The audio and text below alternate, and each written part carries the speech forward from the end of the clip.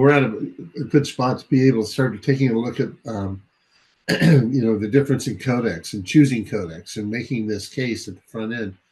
Abdul, what you're working with in IMAX, I mean, the sheer size of the files that you're having to compress and put out into the market.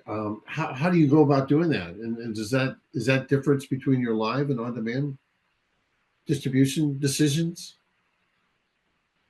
Yeah, so excellent question, obviously. I think that's where QoE and perceptual quality plays a major role. You want to make sure that the decisions that you're making, and this is where it goes back to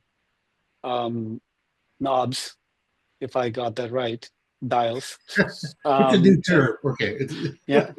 So at the end, you have within an encoder, within a codec, you have lots of different knobs, right? So first, you need to come up with a subset of the knobs that the player can support at the end of the day and the rest of the ecosystem.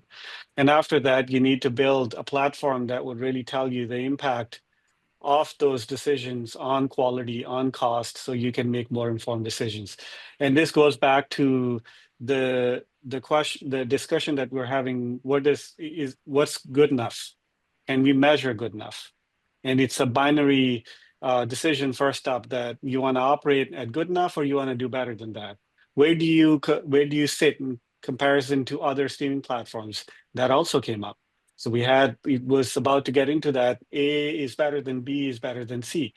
Again, I think there are technologies out there that you can absolutely do that. I have written reports on how streaming platform 1 performs versus 2 versus 3, on latency, on quality, and all those things. So this is not rocket science anymore. It's all possible. It becomes chicken or egg problem. If you don't have the data, then you can make the business case, and you're not going to make the business case because you don't have the data.